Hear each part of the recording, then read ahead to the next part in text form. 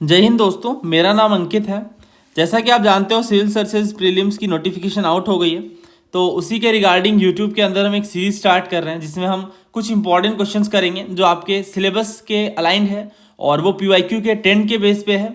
और आपको ये क्वेश्चन अटेम्प्ट करने हैं और आउट ऑफ अगर मान लो 15 सवाल या 20 सवाल है तो उसके अकॉर्डिंग आपको अपना स्कोर कमेंट बॉक्स में मेंशन करना है।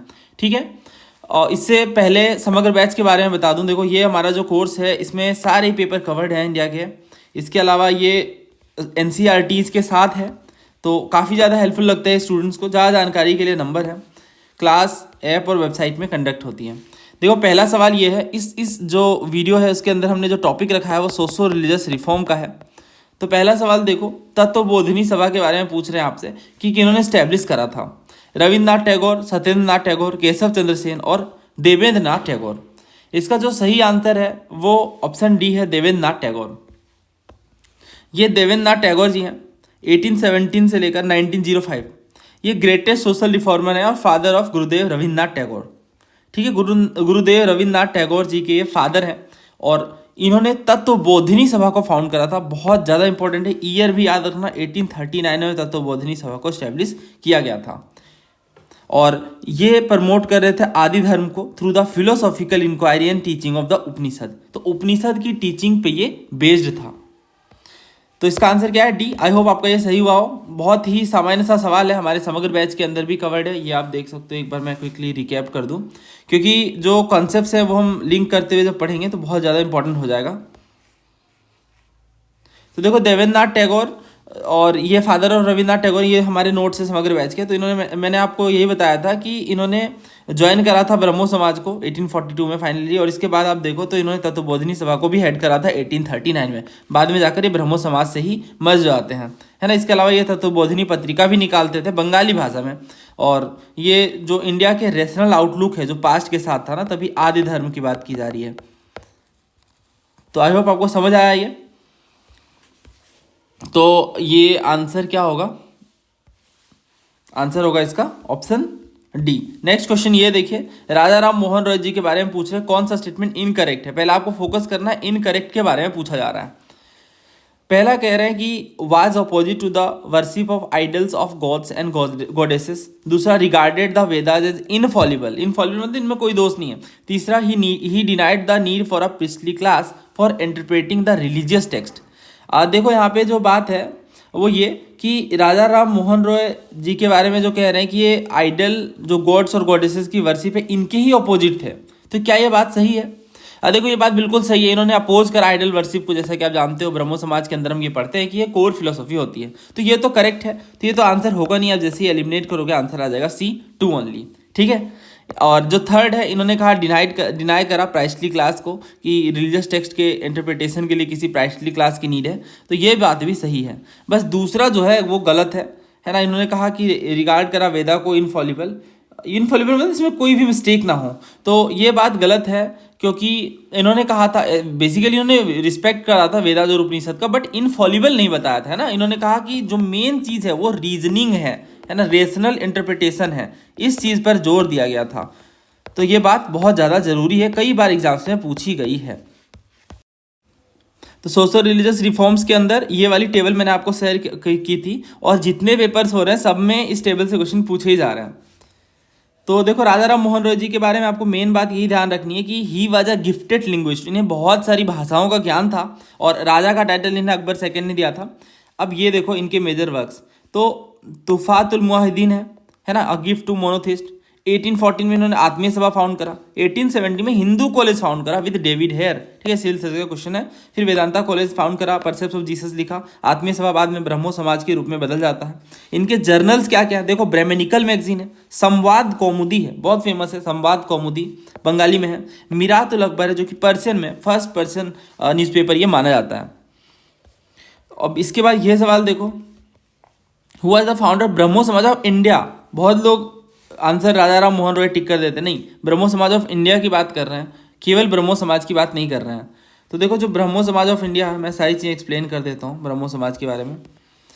तो 1814 में जैसा कि आप जानते हो आदमी सभा स्टैब्लिश होता है और बाद में फिर ये आगे चलकर ब्रह्मो समाज के रूप में तब्दील हो जाता है 1828 में। लॉन्ग टर्म एजेंडा क्या है? Purify Hinduism and preach monotheism, है ना, एकेश्वरवाद की बात करते हैं, सिंगल गॉड में बिलीव की बात करते हैं। इसके बाद आइडोलेट्री वगैरह का विरोध होता है। और इसी के साथ ही आप देखो कोई न्यू रिलीजन इस्टेब्लिश नहीं करना चाहते हैं, ये बहुत बड़ी बात है, इंपॉर्टेंट बात है। और यहीं पे आप देखो बहुत ज़्यादा इन्हें स्ट्रॉन्ग अपोजिशन का भी सामना करना पड़ता है। राजा राधाकांत देव जी बहुत इस चीज़ का विरोध करते हैं, ब्रह्मो समाज का विरोध करते हैं। और राधाकांत देव ने खुद ने धर्म सभा इस्टेब्लिश करा था ताकि ब्रह्मो समाज के जो प्रोपेगेंडा है, जो विचारधाराएं हैं, उनको कॉन्ट्रैक्ट कर सके, उनको अपोज कर सकें। इसके अलावा ये सब बातें तो हमने समझ ही ली। हाँ, ये बात जरूर याद रखना, अवतार वगैरह में ये बिलीव नहीं करते हैं, है ना। और इसके बाद ये कहते हैं कि कोई भी स्क्रिप्चर कंप्लीट अथॉरिटी नहीं, अल्टीमेट अथॉरिटी नहीं, स्टेटस अल्टीमेट अथॉरिटी के स्टेटस को नहीं एंजॉय कर सकता है ना। और इन्होंने जो कोर फिलोसॉफी है उसमें ह्यूमन रीजनिंग, ह्यूमन थिंकिंग पर जोर दिया है। और इसके बाद ये तो इनके लिटरेरी वर्क्स हैं जो इंपॉर्टेंट है, कुछ फेमस वाले आपको याद रखना है। तुफातुल मुआहिदीन हो गए, इसके अलावा एक परसेप्स ऑफ जीसस, ये दूसरा याद रखना। और गौड़ीय व्याकरण, ये भी बहुत पूछते हैं, ठीक है। तो 3 इसमें से मेजर हैं।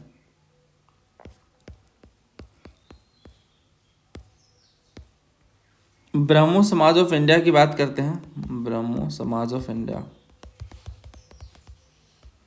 हाँ, तो ब्रह्मो समाज अनदर फेज ऑफ एनर्जी के साथ आता है जब केशव चंद्र सेन जी जुड़ जाते हैं ना। आचार्य बना दिया जाता है देवेंद्रनाथ टैगोर जी के द्वारा केशव चंद्र सेन को, और ब्रह्मो समाज में एक तरीके से नई जान आ जाती है। और इसके बाद ये बहुत ज़्यादा फेमस कर देते हैं इस मूवमेंट को, बाकी एरियाज़ में भी, आउटसाइड बंगाल भी। और ये आप देखो बाकी एरियाज जैसे यूनाइटेड प्रोविंस हो गए, पंजाब, बॉम्बे, मद्रास, बाकी टाउन्स में भी ये फेमस हो जाता है। बट जो केशव सेन जी के कुछ आइडियाज़ हैं वो बहुत ज़्यादा रेडिकल होते हैं, एक्सट्रीम होते हैं, और ये चीज़ देवेंद्रनाथ टैगोर को पसंद नहीं आती है। जैसे पहली बात इन्होंने क्या करी, सभी धर्मों के टीचिंग्स को इंक्लूड कर दिया। दूसरा क्या करा, कास्ट सिस्टम के अगेंस्ट जाकर स्ट्रॉन्ग व्यूज़ रखे। तीसरी चीज़, इन्होंने इंटरकास्ट मैरिज को बहुत सपोर्ट करा। तो थोड़े रेडिकल आइडियाज़ है। टाइम पीरियड भी आप देखो तो इस तरह से केशव चंद्र सेन जी को डिसमिस कर दिया गया आचार्य के ऑफिस से, आचार्य के पद से 1865 में। और इसके बाद केशव चंद्र सेन और इनके फॉलोअर्स ब्रह्मो समाज ऑफ इंडिया फाउंड करते हैं 1866 में, ठीक है।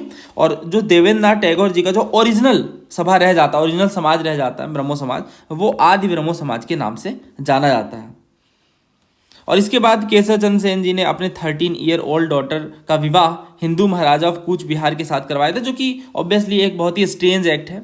और ऑर्थोडॉक्स हिंदू रिचुअल्स के साथ एनदर स्प्लिट देखने को मिला केशव चंद्र सेन जी के ब्रह्मो समाज ऑफ इंडिया में। तो इसके बाद जो इनके वो फॉलोअर्स जो केशव चंद्र सेन जी के इस पर्टिकुलर आइडिया का जवाब मांग रहे थे, इस पर्टिकुलर एक्शन का जवाब मांग रहे थे एक्चुअली, और उनके कुछ आइडिया से सहमत नहीं थे, तो इन्होंने अलग से साधारण ब्रह्मो समाज की स्थापना करी। और इनमें मेजर कौन थे, तो आनंद मोहन बोस जी हैं, शिव चंद्र देव है और उमेश चंद्र दत्ता हैं। तो ये 3 लोग मेजरली साधारण ब्रह्मो समाज को फाउंड करते हैं। फिर से समझा देता हूँ। देखो ब्रह्मो समाज जब देवेंद्रनाथ टैगोर जी लीड कर रहे होते हैं उस टाइम पे ये आचार्य बनाते हैं केशव चंद्र सेन जी को। इनके कुछ आइडियाज़ बहुत ज़्यादा रेडिकल होते हैं, इसलिए इन्हें आचार्य के पद से डिसमिस कर दिया जाता है। और इसके बाद फिर क्या होता है, ये ब्रह्मो समाज ऑफ इंडिया को स्टैब्लिश करते हैं, है ना, ब्रह्मो समाज ऑफ इंडिया को स्टैब्लिश करते हैं। बट बाद में ऐसा होता है कि इनके फॉलोअर्स भी केशव चंद्र सेन जी से एग्री नहीं करते हैं और ये साधारण ब्रह्मो समाज को स्टैब्लिश करते हैं, जिनमें आनंद मोहन बोस जी मेजरली होते हैं। बस इतना ही समझना है आपको, सारे सवाल आप यहाँ से ठीक कर लोगे। तो ब्रह्मो समाज ऑफ इंडिया की बात करें, आंसर हुआ केशव चंद्र सेन। फिर आप ये सवाल देखो, he became Acharya at Brahmo Samaj in 1858। He was instrumental in popularising the Brahmo Samaj movement outside Bengal. He preached radical ideas for social reform like openly supporting intercaste marriages. He got his daughter married to the minor Hindu raja of Cooch Behar. तो इसका answer क्या होगा, इसका answer होगा केशव चंद्र सेन, जैसा कि अभी हमने पढ़ा। फिर ये क्वेश्चन देखो, which of the following newspaper and journals were started by Raja Ram Mohan Roy. Sambad Kaumudi, सोम प्रकाश, मिरातुल अकबर, तत्वबोधिनी पत्रिका और बंगाल गजट। तो ऐसे सवाल कई बार पेपर में देखने को मिलते हैं, इसलिए मैंने ऐसे इस तरह से क्रिएट करा है कि एलिमिनेशन आप बहुत ज़्यादा ना लगा पाओ, क्योंकि अभी एलिमिनेशन का गेम धीरे धीरे कम कर दिया जा रहा है। वैसे आप देखो, ये तो संवाद कौमुदी अभी मैंने आपको बताया कि ये बंगाली भाषा में था और केशव ये राजा राम मोहन रॉय जी ने स्टार्ट करा था। इसी तरह से जो मिरातुल अकबर है ये पर्शियन में था, अगेन राजा राम मोहन रॉय ने स्टार्ट करा था। तो 1 और 3 तो हमारे आंसर में आएगा। तो 1 और 3 जब हम देखते हैं तो ये और ये दो हट, बस एक दो ही, सिर्फ एक हटता है बी वाला, है ना।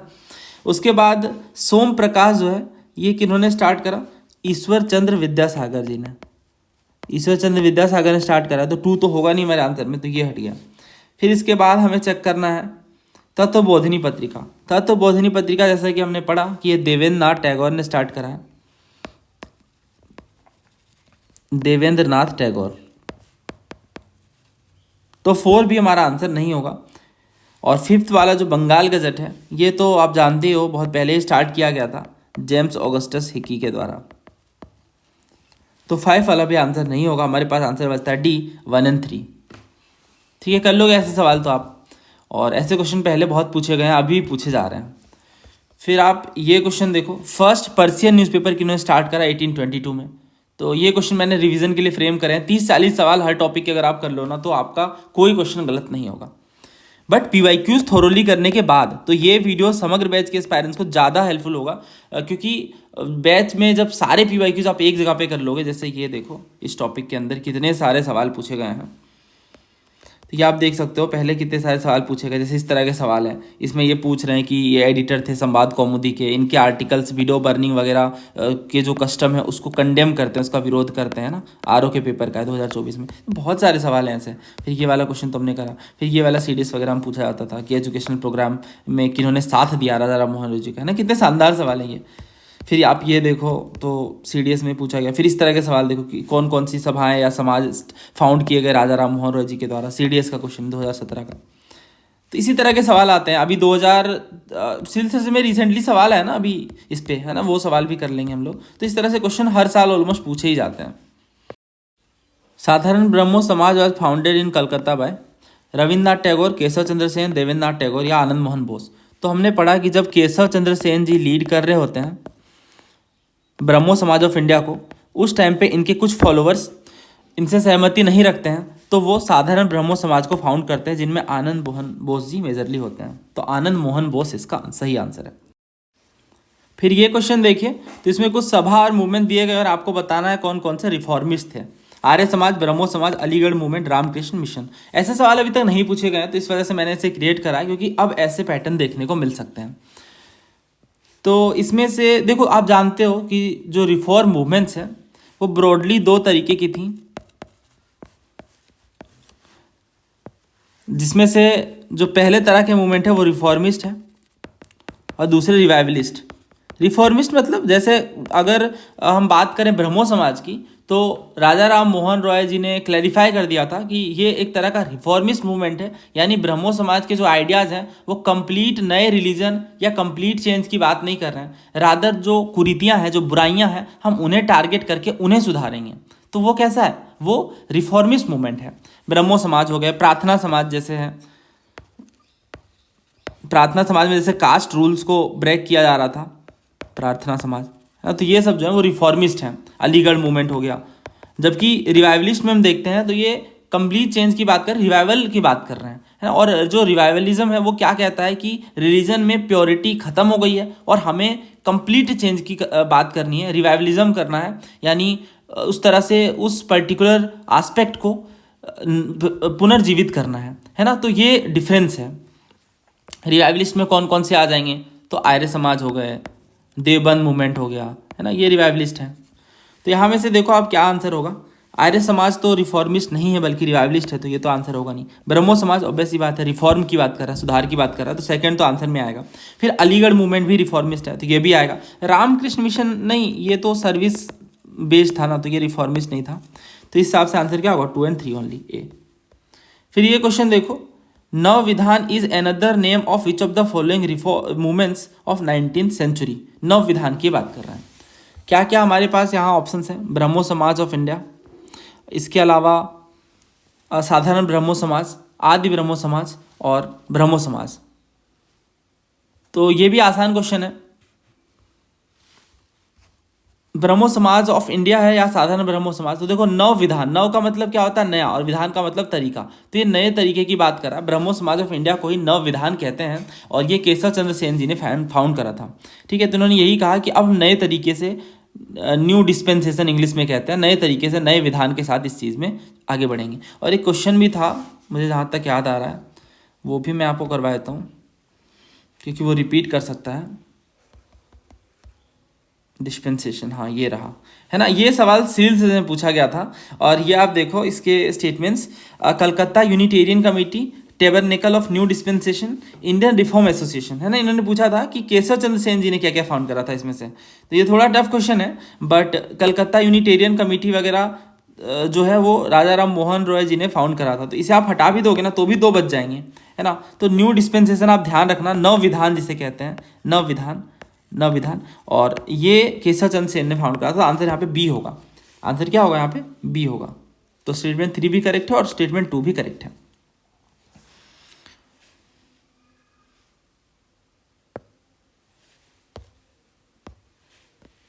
तो यहीं से मैंने ये क्वेश्चन निकाला है, नव विधान यानी न्यू डिस्पेंसेशन।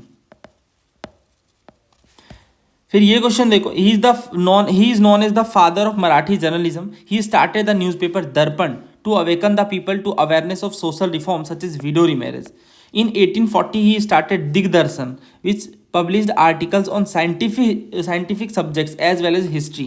और इसके बाद ये फर्स्ट प्रोफेसर थे हिंदी के एल्फिंस्टन कॉलेज में। तो ये किनकी बात कर रहे हैं?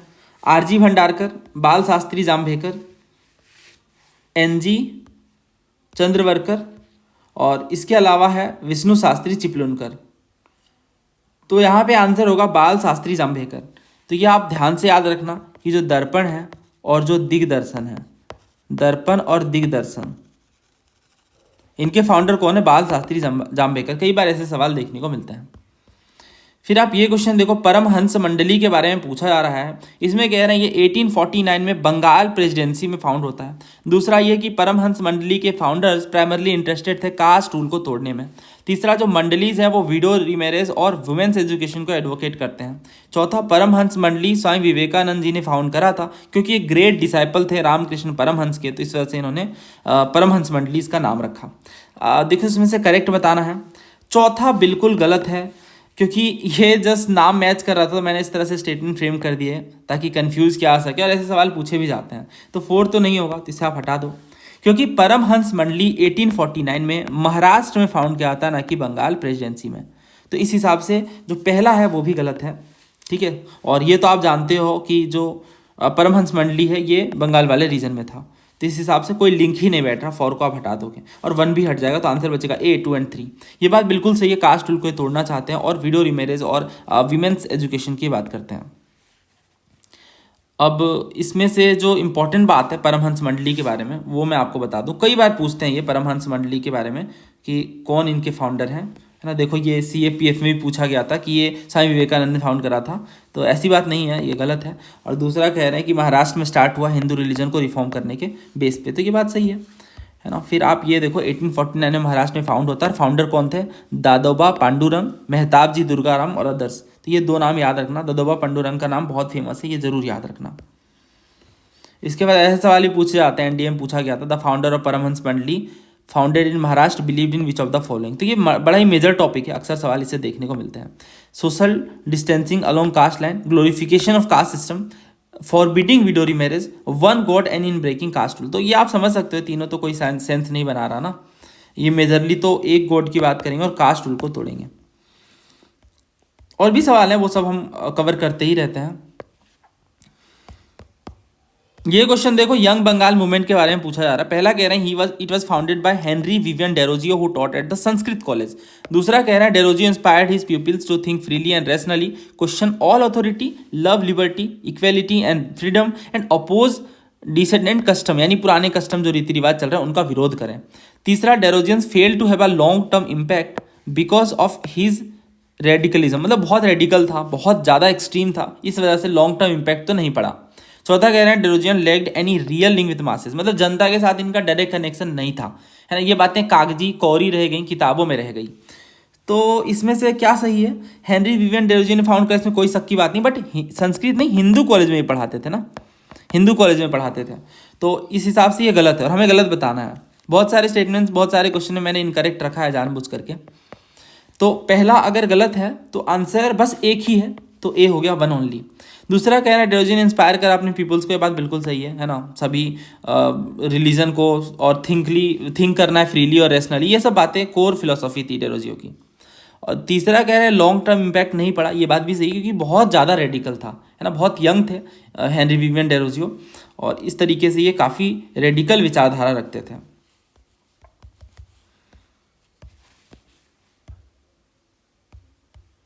हाँ, यंग बंगाल मूवमेंट के नाम से जानते हैं, और यंग एंग्लो इंडियन है हेनरी विवियन डेरोजियो, जिन्होंने हिंदू कॉलेज में पढ़ाया, और ये इनका जन्म आप देख सकते हो 1809 और 31, तो बहुत ही यंग थे ये। इसके अलावा इन्होंने इंस्पायर होते हैं ग्रेट फ्रेंच रेवोल्यूशन से, इसका ये रेशनली सोचने की बात करते हैं, और फिर ये विमेंस राइट और एजुकेशन को भी सपोर्ट करते हैं। फर्स्ट नेशनलिस्ट के रूप में हम इन्हें कंसिडर करते हैं। इन्हें हिंदू कॉलेज से हटा दिया जाता है क्योंकि बहुत ज़्यादा ये रेडिकल विचारधारा रखते हैं।